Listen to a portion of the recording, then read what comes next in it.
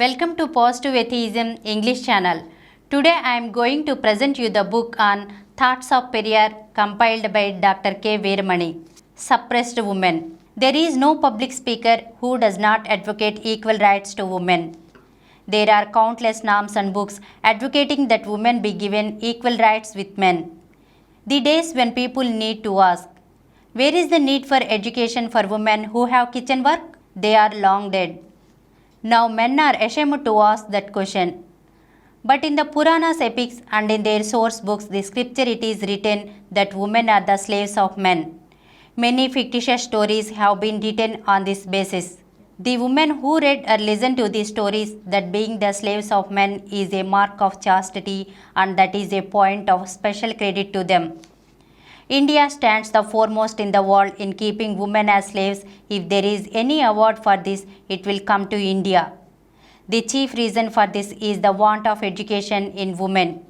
Another reason is that even educated women are devoid of courage.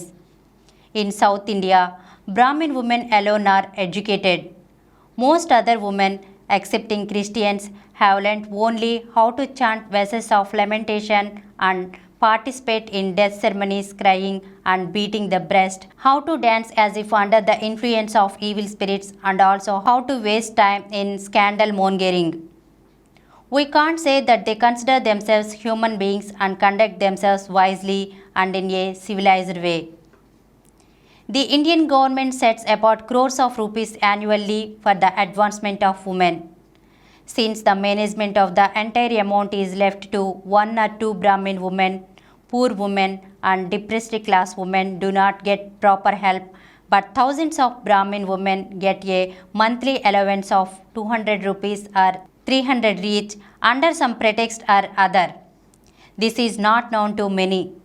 99% of the women who are getting substantial benefits from the Department of Women's Welfare are Brahmins.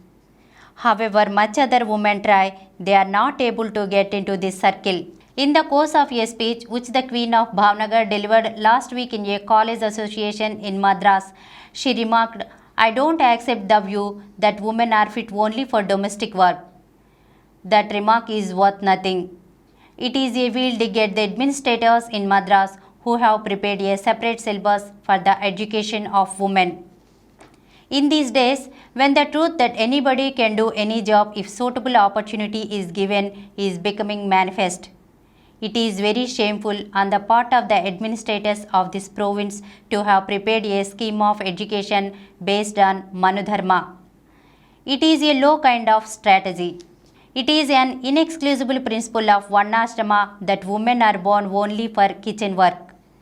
To say that women exist only for cooking is many times more cruel and more damaging than setting apart shoemaking to one community, washing clothes to another community, and hair cutting to yet another community. If community cooking comes into work, nobody will worry about cooking job. If underground drainage system is adopted, there will be no need of scavengers and a community being called a scavenger community. Even until then, associating one kind of work with each community is an atrocity which cannot be found in any civilized country. Don't we find some men doing cooking work and some women being engaged in such professions as medicine and law? Therefore, the rule that women alone should do household duties has been framed by men just out of their self-interest. There is no other reason for it. The Queen of Bhavnagar points out of the example of Vijayalakshmi Pandit and Sarojini Naidu and has said that women have the ability to do any work successfully. What she says is true. But from the few examples of successful women, we cannot come to the conclusion that Indian women have progressed sufficiently. Because Dr. Ambedkar, Sivaraj, Parameswaran and Shivashanmugam occupied high positions, can we say that the depressed class has achieved progress? Can we say that the Dravida society has reached a very high level simply because Sir A. Ramaswamy, R. K. Shanmugam and Dr. A. Lakshmanaswamy are world famous intellectuals? Thank you.